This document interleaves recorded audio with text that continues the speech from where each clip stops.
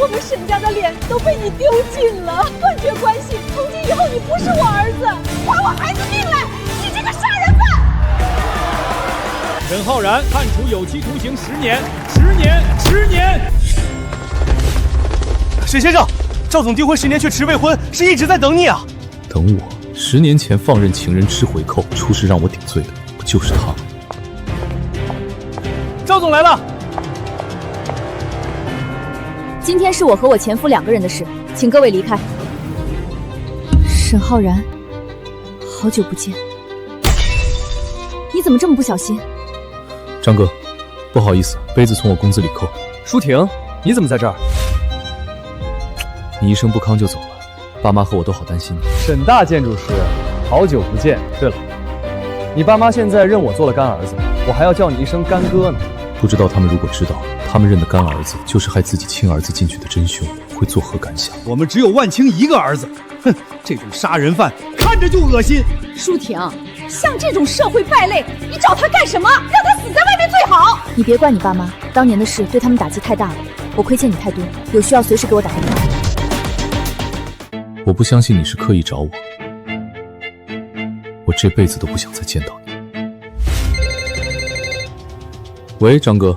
小沈啊，真的对不起，我不知道你以前身份那么高，像你这样的建筑师在我这做咖啡真是屈才了。这个月算你满勤，工资一会儿就打卡上，明天你就休息，不用来了。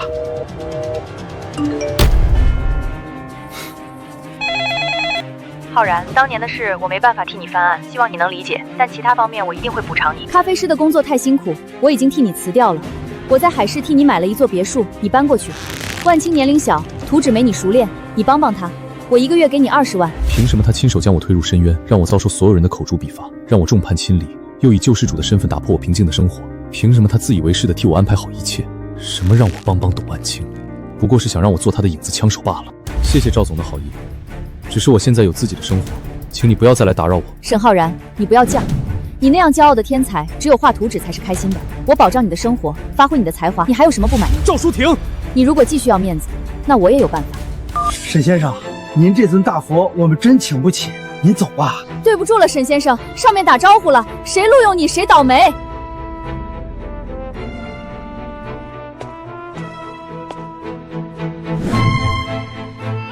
浩然，你终于回来了。大娘，出什么事儿了？这房子不能租给你了，你不要怪我，我也没办法。城里来了大人物，我要是再租给你，我在海市上班的儿子就毁掉我现有的生活，在傲慢的给予。赵舒婷，这就是你说的补偿，真可笑。动作轻点儿，把沈先生的东西都搬到车上去。给我吧，你先上车。赵总，我自己可以。沈浩然，你以前就容易神经紧绷，喝点这个有利于放松。很甜，甜到我全身发颤。可这种窒息的补偿，让我浑身不自在。赵总，以前的事都过去了。你要是真的想补偿我，就不该自作主张出现。沈浩然，你别闹脾气，我知道你不甘心，这只是第一步，我会找人为你顶罪，然后再一步步帮你恢复名誉，我会让他少露面。你先好好休息。他根本不是要还我清白，他只是要把我像宠物一样关在笼子里。舒婷，听说沈建筑师搬过来了，你怎么不叫我一声？当年的事儿，沈工程师虽然做错了，但毕竟还要生活，希望沈工程师吸取教训，以后一定要好好做人。这是我的一点小小意思。沈前辈是我未婚妻的前夫，生活上有困难一定要说。沈浩然重新回归，前妻大度接济，他竟重回豪门，受害人如何平息？还我亲人！沈浩然出来！还我亲人！沈浩然出来！还我亲人！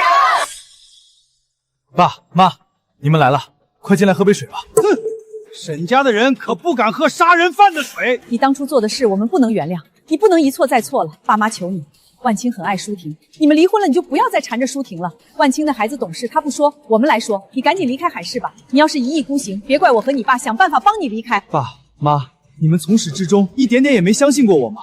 如果我说我所遭受的这一切都是董万青的陷害，孽障！事到如今，你竟然还敢给万青泼脏水！别打了，沈伯父，浩然他……赵总，不好了，万青少爷喝醉了，正在医院打醒酒针呢。快去医院！万青可不能出事！原来不管我多么痛苦，都比不上董万青勾勾手指。沈浩然，你还在气死什么？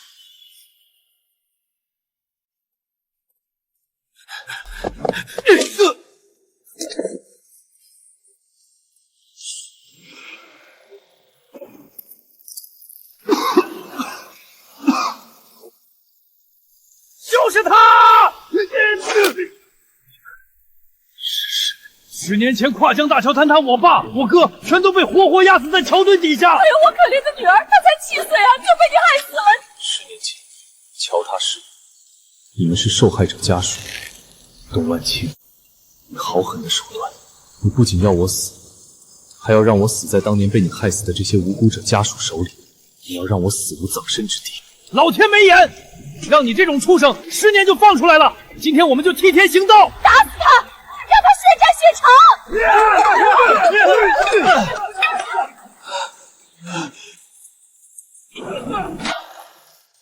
也好，我这一生太痛苦，就让我就此休息。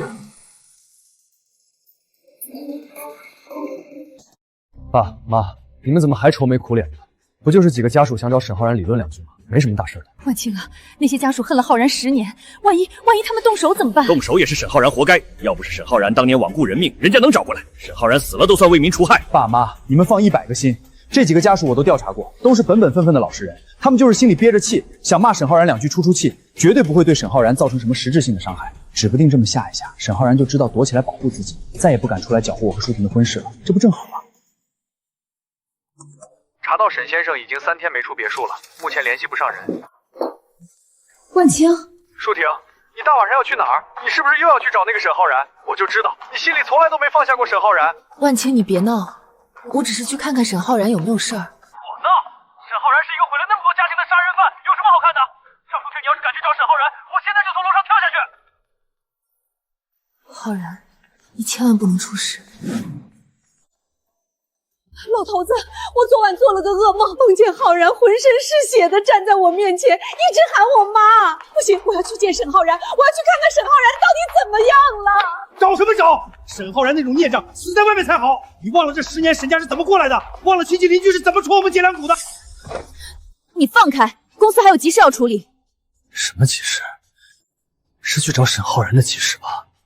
舒婷，我到底哪里不如沈浩然？你为了沈浩然，连我们的婚礼都一推再推。赵舒婷，你要是敢去找沈浩然，敢和我分手，我就把当年你让沈浩然顶罪的事全抖出去，到时候你和沈浩然一起坐牢。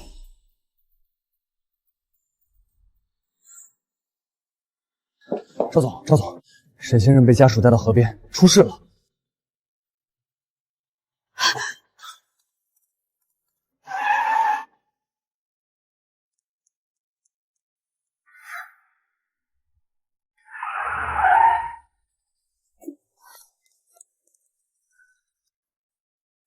密码错误。开门，沈浩然！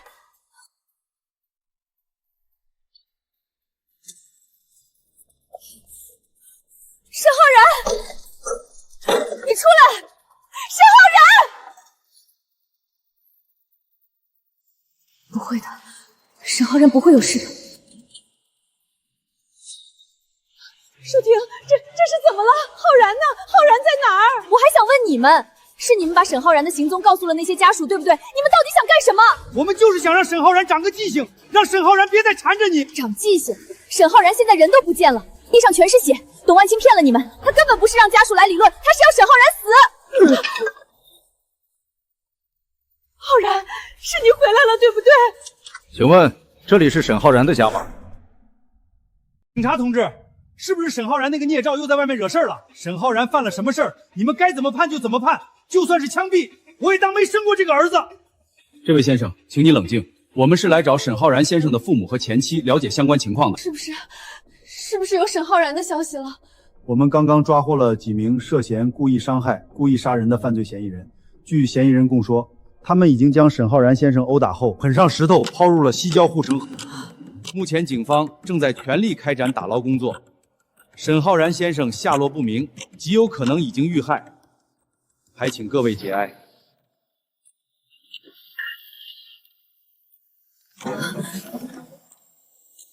遇害，抛入河。回主。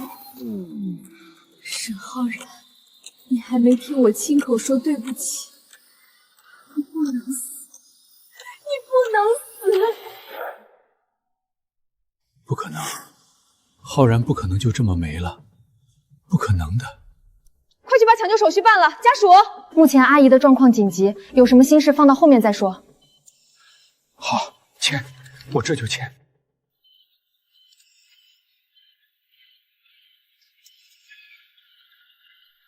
早知道，沈浩然那个畜生害死了我们的亲人，我们弄死他也是天经地义。当初主动把沈浩然的行踪告诉我们，难道不就是想让他死吗？现在装什么无辜？人家亲生父母都不追究，你们凭什么抓我们？沈浩然害死了我们的家人，我们就是要沈浩然血债血偿。我不是人，我是个畜生啊！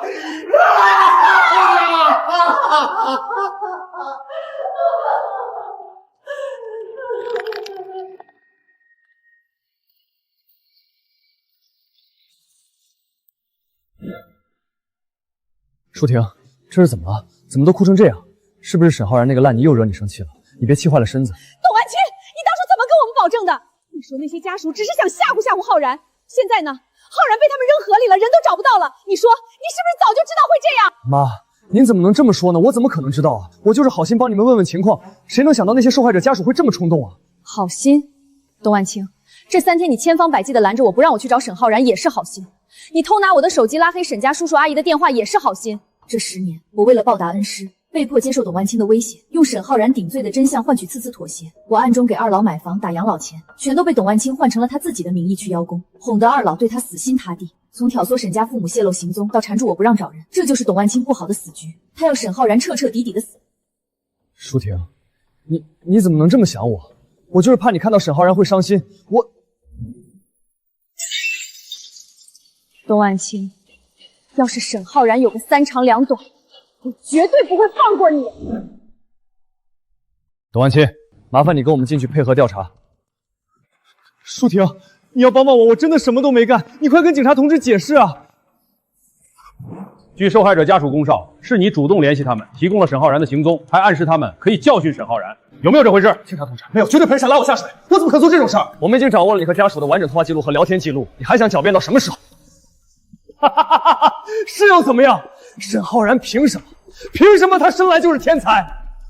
我爸到死都只认沈浩然的才华，连毕生心血都想交给他。我爸的徒弟是他，我喜欢的女人心里也全是他。沈浩然10年前就该死了，现在死了也是活该。你刚才说什么？10年前的大桥坍塌案，你到底知道什么内情？你是不是参与了？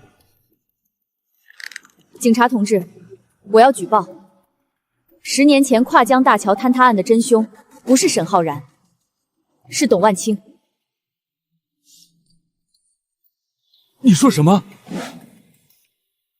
舒婷，万青没本事，求你照顾好他。我永远记得入行初期的设计失误，是恩师替我扛下了一切，才保住了我的人生。这份救命之恩，我必须还。舒婷，我只是一时糊涂，你帮帮我，我爸要是知道了会打死我的。赵舒婷，你不帮我，我就现在死给你看！去阴曹地府告诉我爸，是你见死不救！董万青从小就嫉妒沈浩然，恩师想把毕生心血留给沈浩然继承，就怀恨在心。他不只是捞钱，他故意在大桥核心环节偷工减料，就是要毁掉沈浩然的代表作，毁掉沈浩然的一生。事故发生后，董万青以死相逼。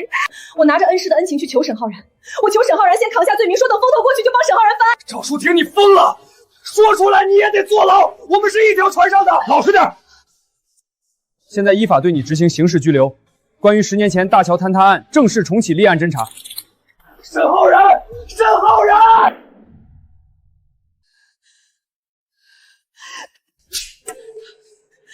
赵舒婷，你这个毒妇！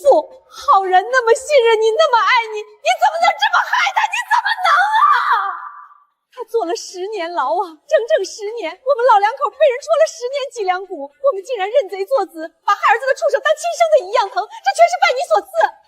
叔叔阿姨，对不起，是我错了。对不起，一句对不起就能换回我儿子的10年，就能换回沈浩然的命吗？我这辈子最错的事儿就是瞎了眼信了外人，却不信自己的亲儿子，不仅没给沈浩然温暖，还一次次往沈浩然心上捅刀子，亲手把沈浩然推向了绝路。我沈家国瞎了眼啊！浩然，我的儿啊，妈错了，妈对不起你啊！喂，动用公司所有的资源，所有的人脉，沿着整条河24小时不间断打捞，活要见人，死要见尸，就算把整条河翻过来，也要把沈浩然给我找到。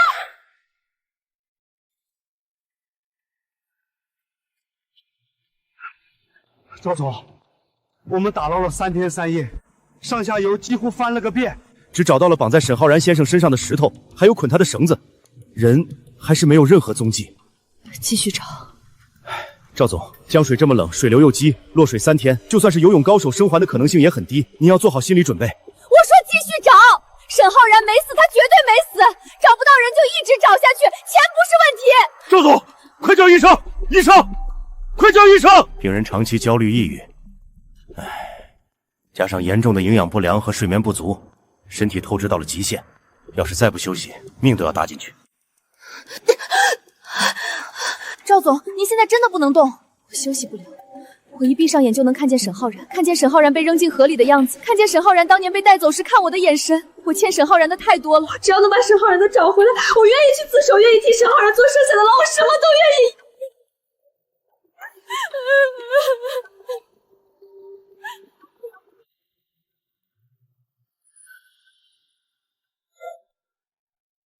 警方通报，确认董万清为真凶，并已逮捕，将为含冤10年的沈浩然恢复名誉。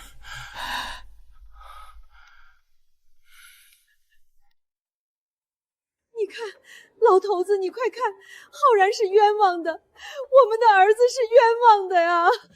浩然，爸错了，爸对不起你。对不起，您拨打的电话暂时无法接通。浩然，妈错了，妈给你磕头了，你回来好不好？妈求你了，你回来啊！迟来的真相，迟来的道歉，能换回沈浩然的10年吗？能换回沈浩然被毁掉的人生吗？如果沈浩然回不来了，这些虚名还有什么意义？王律师，把我手头所有的财产证明和当年的证据材料都准备好。赵总，您这是要做什么？去警署，我要去自首，承担我该负的法律责任。我们这10年都干了什么？我们报复错人了！我儿子死的时候才19岁呀，我恨了10年的人竟然是无辜的，我还差点在河边杀了他。警察同志，我们认罪，我们接受所有法律制裁。这是董万清的录音，我们全交出来。我们要指证董万清，我们要给沈浩然，给真正的受害者讨回公道。老头子，你怎么了？来人啊！救命！来人啊！病人是急火攻心，加上情绪剧烈波动，引发了急性脑梗，命保住了，但半边身子瘫痪了，以后能不能站起来，看康复情况吧。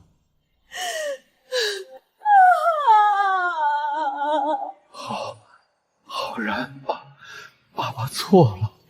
老头子，别说了，儿子一定能找回来，浩然一定能找回来。沈浩然，是我们瞎了眼，我们被董万清那个畜生蒙蔽了10年啊！对不起，我们对不起你。浩然，妈带着你爸来看你了。浩然，爸错了，爸是大混蛋。赵总，您真的考虑清楚了？这份材料一旦递交给警方，不仅您要面临牢狱之灾，您打拼了10年的公司也会瞬间土崩瓦解。公司、名誉，这些和沈浩然的10年比起来，算什么？赵女士，我是何云云女士的代理律师。这份文件是我的当事人花费10年时间搜集到的所有证据，这里面包括了董万清涉嫌重大责任事故罪、诬告陷害罪、故意伤害罪的所有证据。何云云女士这10年只做了一件事，就是为了还原当年的真相，彻底定死董万清，洗清沈浩然先生的污名。原来这10年，不是所有人都不相信沈浩然，还有一个人一直在沈浩然看不见的角落，替沈浩然背负着黑暗前行。这份证据链补全了10年前坍塌案的所有关键空白，我们会立刻进行补充侦查。请放心，法律一定会给受害者、给含冤的沈浩然先生一个公正的交代。等一下，你是不是知道沈浩然在哪儿？沈浩然是不是还活着？赵女士，我的当事人这10年的执念，只是为了给沈先生讨回公道。至于沈先生的下落，我无可奉告。无可奉告，不是不知道，是无可奉告。你一定知道沈浩然在哪儿，沈浩然肯定还活着。通知下去，所有和董万清有关的股东、高管，3小时内卷铺盖滚出公司，不服的直接看法务函。从现在起，公司所有在建项目全部暂停，所有流动资金和人脉资源只做一件事，找沈浩然，开出1000万悬赏金。谁能提供沈浩然的有效线索，这笔钱就是谁的。不管是在国内还是国外，翻地3尺也要把沈浩然给我找出来。是。赵总，查到了。何云云女士最近在城郊的海边别墅深居简出，别墅戒备森严，而且何云云在那里请了国内顶尖的骨科医生、康复师，还有3名私人护工，行迹非常可疑。备车，现在就去海边别墅。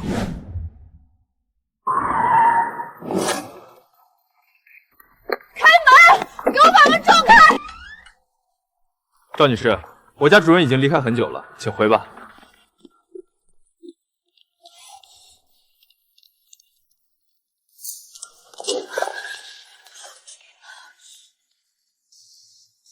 还有温度，还没走远。你出来！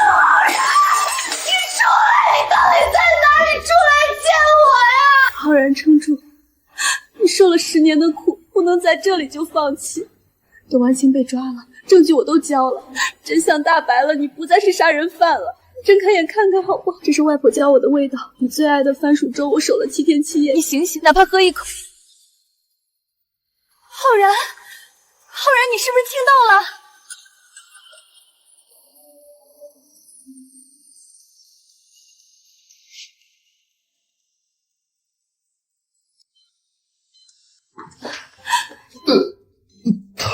浩然，你醒了，你终于肯睁开眼了。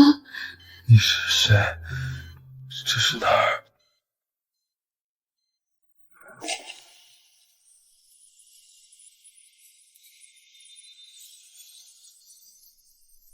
建议，医生快来！啊！我要你帮我扳倒董万清。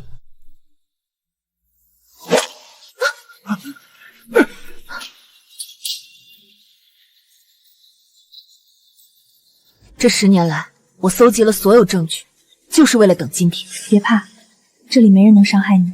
你被人打伤抛进河里，是我救了你。你已经昏迷7天了。我的头。想不起来就别想了，你先休息，等你好了，我们慢慢说。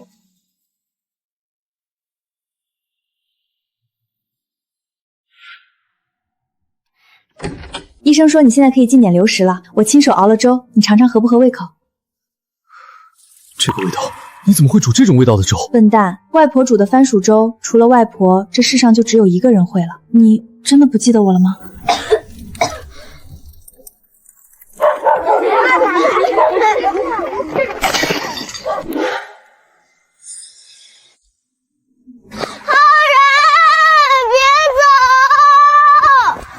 云云，姐姐，是我，浩然是我，你终于记起来了。做梦也没想到，在被赵淑婷和董万清逼入绝境后，救了自己的竟是失散多年的童年玩伴。当年你走后没多久，我被亲生父母找到了，认祖归宗，成了北市首富李家失散的大小姐。在那豪门里，我经历了无数真假千金的明争暗斗，才最终拿到李氏集团的继承权。这些年，我从来没有停止过找你，哪怕只有1/1000的希望，我也要找到你。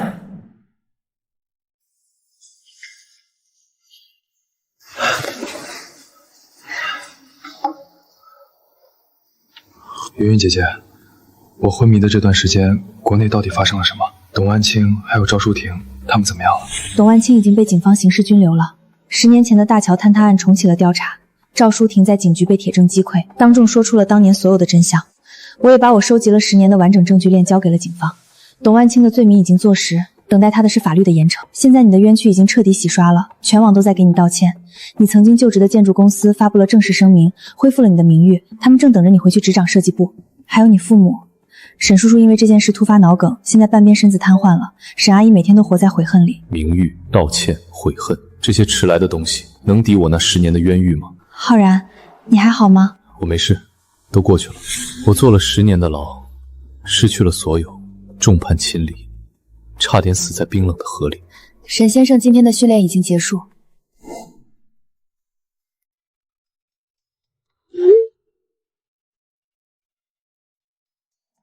还没睡，是不是伤口又疼了？没有，只是睡不着。云云姐姐，我不想回去了。好，不回去就不回去，你想去哪儿，我都陪着你。就当沈浩然已经死了吧。10年的冤狱，死过一次的绝望，已经把过去的那个沈浩然彻底杀死了。我不想再面对赵淑婷，不想面对我的父母。我曾经以为建筑设计是我的命，可现在看到那些图纸，我只剩下阴影和痛苦。我想隐姓埋名，找个没人认识的地方，安安静静过完余生。好，不管你做什么决定，我都支持。你不想做沈浩然，那我们就不做。你想过什么样的日子，我都陪着你。所有人都在怪我，唾弃我，甚至我的亲生父母都弃我如敝履。只有他，为了我奔走10年，救了我的命。谢谢。这是当年的施工日志，上面记得清清楚楚，董万清是怎么强行把核心钢筋换成劣质材料的。我当年不肯签字，他找人打断了我的腿，还诬陷我受贿。这是当年的真实账流水，记录了董万清收取回扣的每一笔钱。他用我女儿的前途威胁我，这10年我没睡过一天好觉，我对不起沈公啊。这是董万清当年逼我伪造的沈公签名，他毁了沈公，也毁了我们这群人的前程。这些证据非常关键，感谢你们站出来。正义会迟到，但绝不会缺席。浩然，国内传来消息，董万清的所有罪名已经坐实，警方正式起诉了。董万清坐不坐牢对我来说已经不重要了，那消失的10年，谁也还不了我。喂，何小姐，赵淑婷已经查到了您的行踪，她正派人调查海边别墅的具体位置，恐怕很快就会找过去。赵总，查到了，何云云在 B 区有一栋独栋别墅，而且别墅的安保已经升级到了最高级别，外人根本进不去。地址，快把地址给我，现在就去备车，我要亲自过去，快点！赵总，我们查到别墅附近最近有很多出入境车辆，何云云很可能已经把沈先生转移走了。不可能，沈浩然一定在那里，就算他真的走了，也一定会留下线索，我必须去。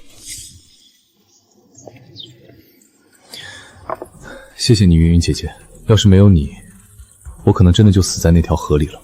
跟我还说什么谢谢？小时候你总是护着我，现在换我护着你了。我记得外婆家后山那棵歪脖子树，我为了给你掏鸟窝摔断了腿，你哭得比我还大声。是你太笨了，后来你还帮我抢糖，被那几个男孩子打得鼻青脸肿，还非要冲我笑。这10年，我的世界只有黑暗和寒冷，云云姐是唯一照进来的一束光。何总，他们来了。我知道了，按原计划处理。赵淑婷找过来了，对不对？是，安保汇报，别墅附近出现了他的人，一直在打探虚实。他本人应该明天一早就会赶到。我们走吧，我不想见他，更不想和过去的人再有任何牵扯。好，我已经安排好了，私人飞机正在机场待命，我们现在就走，去一个他永远找不到的地方。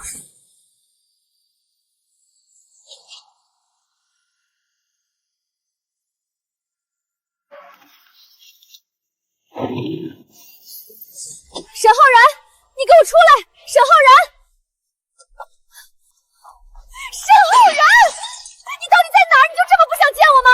赵总，查到了，何云云的私人飞机凌晨3点起飞了，目的地是安北。备机票，现在就去安北，就算是走遍全世界，我也要找到他。沈浩然，我欠你的，要用一辈子来还，你必须原谅我，你必须。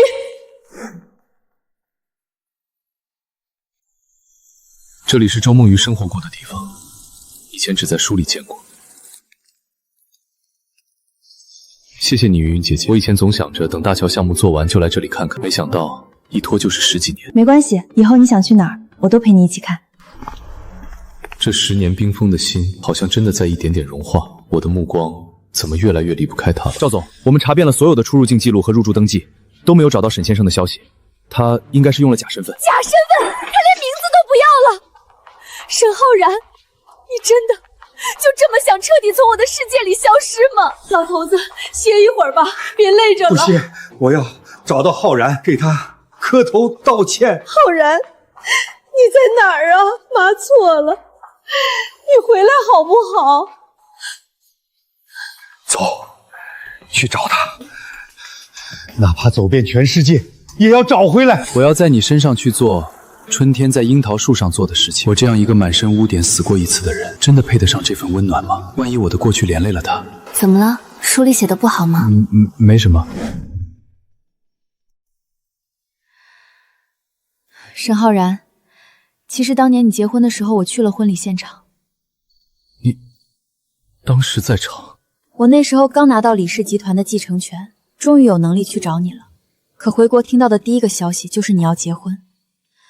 我站在宴会厅最后面，看到你笑得那么开心，我没上前打扰，默默走了。这些年，我一直盯着你的消息，看你成了知名建筑师，我为你高兴。大乔的事，我从没信过是你做的。我一直在找证据，想帮你翻案，只是没想到赵淑婷会做得那么绝。这10年，我走遍了所有能走的地方，才终于集齐了那些能让你清白的证据。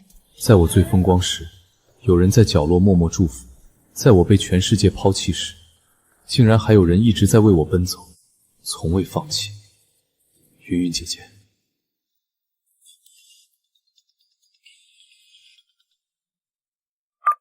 何小姐，赵淑婷已经查到了你们的出入境记录，她订了直飞 A 市的机票，明天一早就到。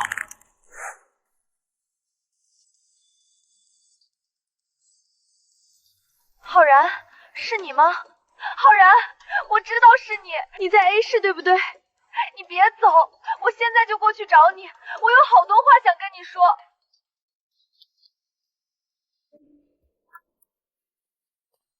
浩然，我们现在就走吗？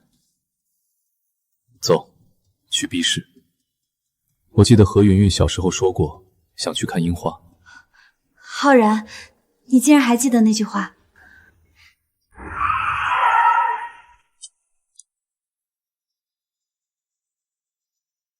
沈浩然，你躲不掉的。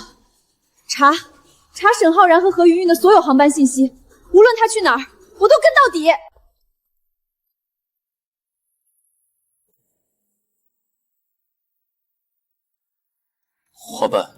花瓣掉在你的头发上了。云云姐姐，谢谢你。这半年是我这10年里过得最开心的日子。这10年，我像个活死人一样活在仇恨和痛苦里，每天都在煎熬，甚至无数次想过死了算了。是你把我从地狱里拉了出来，给了我活下去的希望。浩然，沈先生您好，这里是酒店大堂，有一位姓赵的女士要见你一面，态度非常坚决。要见吗？不见，我们现在就回酒店，收拾东西离开这里。我不想再和她有任何的牵扯了。好，我尊重你的选择。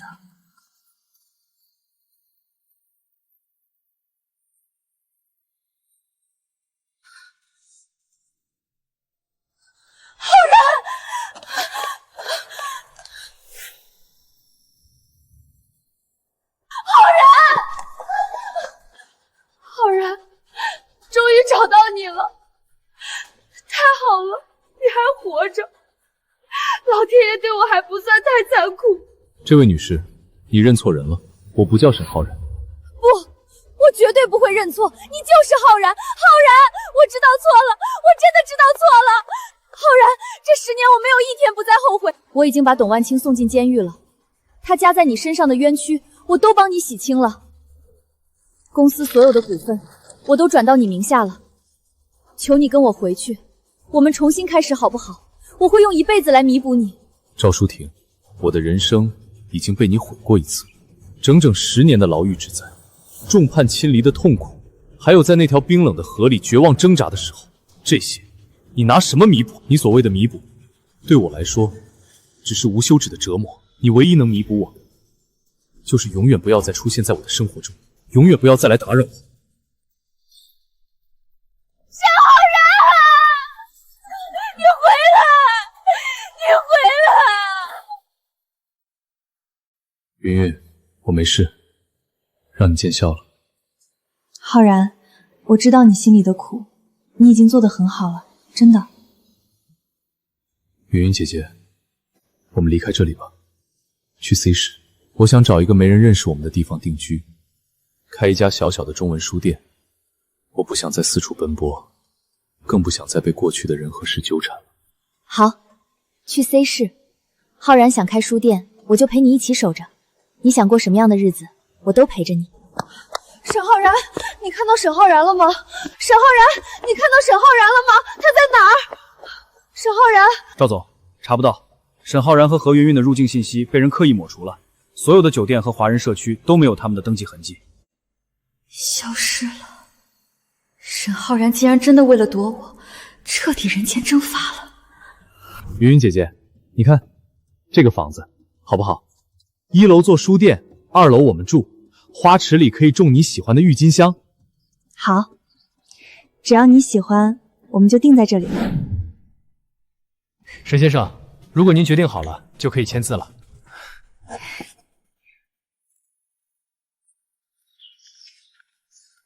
这里我们种满兰花楹好不好？沈浩然，你还记得？小时候在外婆家的院子里，我就答应过你，我说等我长大，要为你建一座带院子的房子，种满兰花楹，屋子里摆满书，我天天为你读书。云云姐姐，小时候答应你的事我都记得，现在我要一点点，全都兑现给你。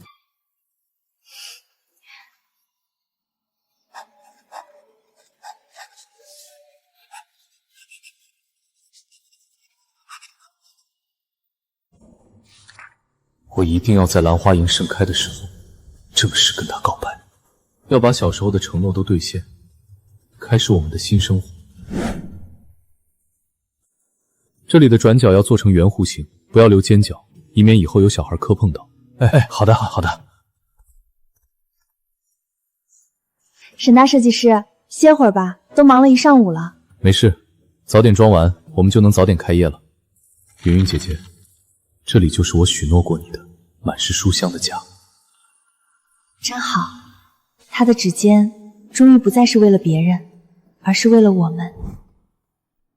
没想到兰花楹在 C 市也能长得这么好。我说过，要给你种一院子的兰花楹，就一定会做到。兰花楹的约定。董万清的案子已经开庭审理了，法院会择期宣判。当年殴打你的那些受害者家属在法庭上公开向你道歉了，他们提交了最完整的指证材料。我知道了。对我来说，董万清得到什么样的惩罚已经不再重要了。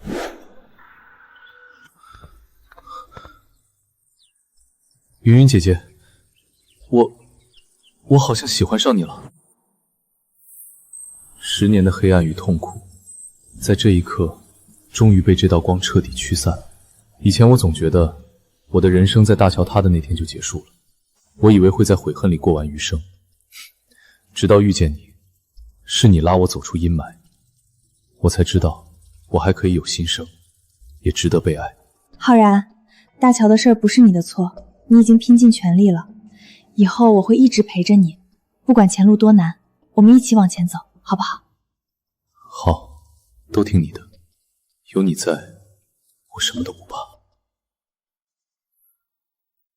我已经决定了，书店开业的日子就定在我出狱的那天。我要和过去彻底告别，去迎接属于我们的人生。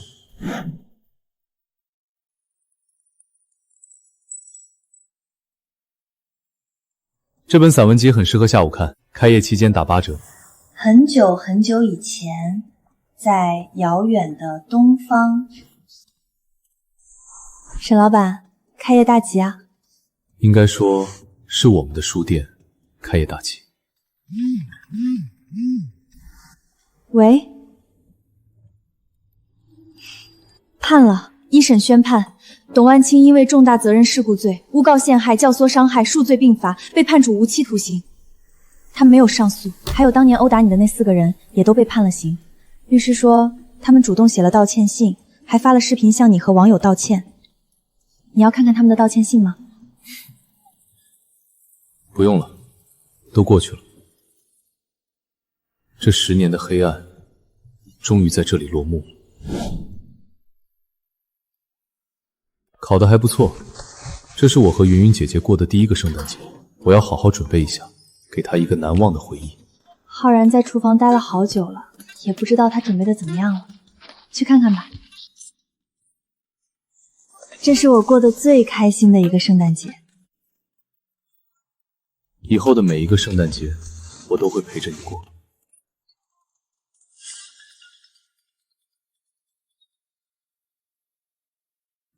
沈先生，监控显示有一位亚洲女性在您家楼下站了很久，雪太大了，她完全没有离开的意思，需要我们强行驱离吗？不用，我亲自下去一趟。云云，我下楼处理点事，你先看着火，我马上就回来。浩然，我真的错了，你原谅我吧，你下来和我回家吧。浩然，你真的要和他在一起吗？我真的知道错了，这10年我没有一天不再后悔。求你不要抛弃我，求你不要和他在一起。赵总，我说过了，沈浩然已经死在了10年前的大桥岸里，死在了那条冰冷的河里。现在站在这里的是另一个人。不，你就是他，浩然，我求你了，不要抛弃我，最后给我一个机会好不好？是你毁了我10年的人生，现在我好不容易找到了自己的挚爱，开始了新的生活，你又来说什么弥补，求什么机会，你不感觉可笑吗？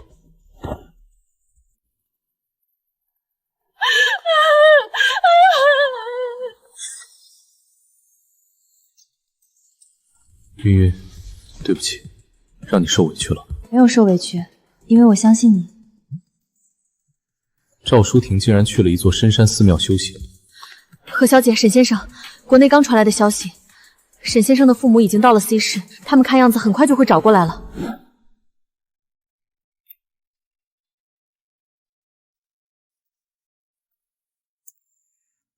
我就当没生过你这个杀人犯儿子。你快走，别连累我们被受害者家属打死。浩然，爸错了。浩然，我的儿啊！上来喝点茶吧。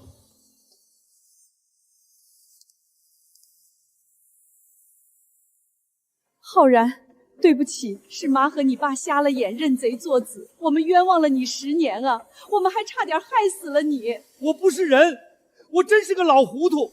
浩然，爸对不起你，你跟我们回家吧，爸后半辈子给你当牛做马，只要能弥补你。浩然，妈求你了，跟我们回家吧，你想怎么罚我们都可以，只要你肯原谅我们。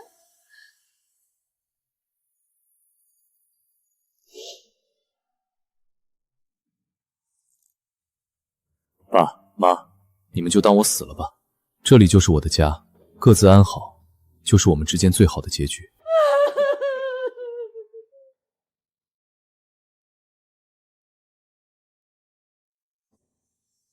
没关系，我会一直陪着你。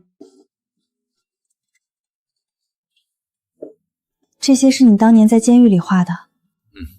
刚进去的时候，我恨透了建筑设计，总觉得是这些名利欲望毁了我的人生。当年的大桥事故虽然不是我造成的，但我欠那些遇难者的，我想替当年的罪孽做一点弥补。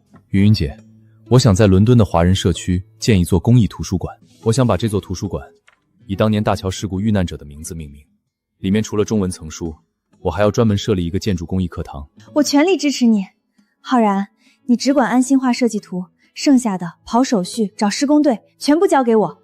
我们一起把它建起来，给这里的所有人一个交代。这里的混凝土标注必须严格按照要求，结构安全是图书馆的命脉，绝不能有一丝马虎。沈工，您放心，咱一定按您的图纸来。各位，这10年来，我背着负罪感活着，现在我想替当年的事故给活着的人留下一份希望。云云姐姐，谢谢你把我从黑暗里拉出来，给了我新生。往后余生，风雪是你，平淡是你，目光所至，满心欢喜。浩然，往后余生我会一直陪着你，不管去哪儿，不管发生什么，我都在。希望这座图书馆能给所有在海外漂泊的人提供一个温暖的港湾，也希望能给那些喜欢建筑的孩子，打开一扇通往梦想的门。我不再是那个被名利裹挟的设计师，也不是背负罪名的阶下徒，我只是一个想把这份热爱传递下去的老师。沈老师，今天在讲台上给孩子们上课的时候，你可真帅。那也要谢谢沈太太，如果没有你，就没有这座图书馆，更没有现在的沈浩然。看你成天就知道惯着他，把聂云都宠坏了。我的亲儿子，我不宠谁宠？爸爸，你画的房子好酷啊！爸爸以前是不是超级厉害的建筑师？聂云，爸爸给你讲个故事吧。关于建筑、背叛、牢笼，最后走向新生。你要记住，人要为自己的选择负责，也要学会放下不属于自己的过往。最重要的是，无论何时何地，都要永远守住自己的底线和良心。爸爸是世界上最厉害、最勇敢的人。沈哥，这儿有个从国内寄来的急件，没写署名，只写了您的名字。浩然，怎么了？是赵淑婷寄来的。浩然，我在佛前修行多年，却发现心中的罪孽依旧沉重，心里的每一句忏悔都换不回你失去的那10年。我知道自己永远得不到你的原谅，这是我应得的报应。我不求余生你能见我，只愿你平安顺遂，一生幸福。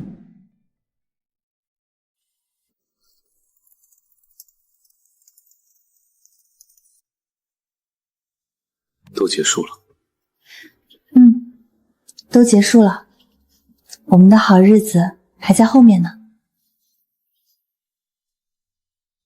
沈先生，沈老先生和老夫人半个月前在老家相继离世了，走得很安详，没有受罪。二老给您留了一封信，还有老家那套房子的产权，所有的遗产都指明留给您一人。要回国一趟吗？回去看看吧，总该做个最后的交代。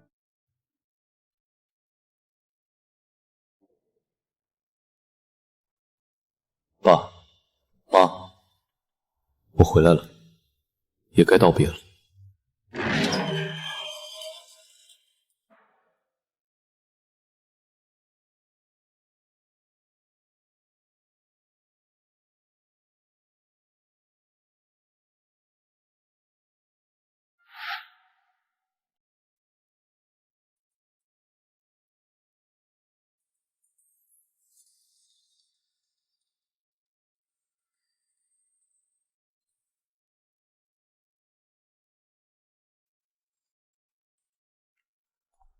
下午好，两位想找什么类型的书？我们想看看关于建筑历史的书。这边请，这几本关于哥特式建筑的图册很不错。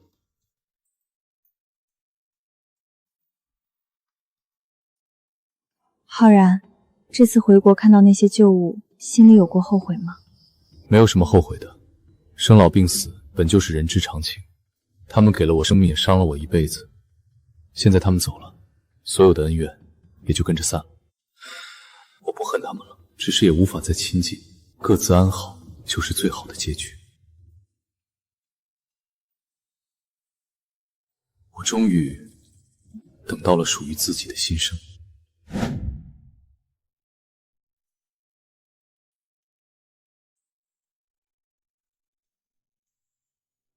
建筑不仅仅是钢筋水泥，它是有生命的，是用来守护家人。沈老师，这是我画的房子，我想以后给我奶奶建一座这样的房子，带院子的，里面可以种很多很多盆花。小月画得特别好，非常有天赋，只要你坚持下去，以后一定能成为一名很棒的建筑师。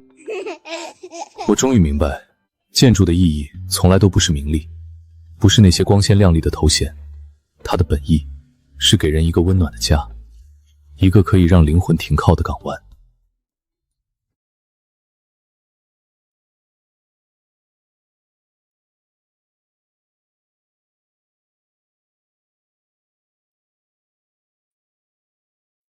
浩然，后悔吗？后悔放弃国内的一切，留在这里和我过这样平淡的日子吗？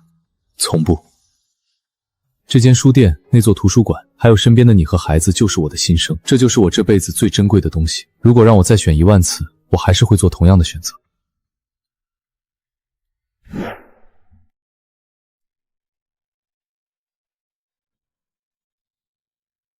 这是您的书，请拿好。谢谢老板，你这里的氛围真好。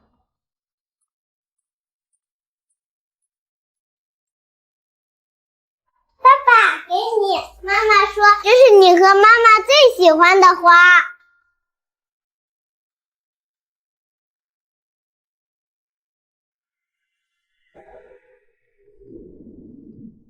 10年前那座冰冷的铁窗，那被冤枉入狱的漫长黑暗，还有被抛进冷冽河水里的那种濒死绝望，那些痛苦、背叛、冤屈，原来都像是昨日的大海，潮起潮落后，最终都会归于平静。在想什么？在想，遇见你真好。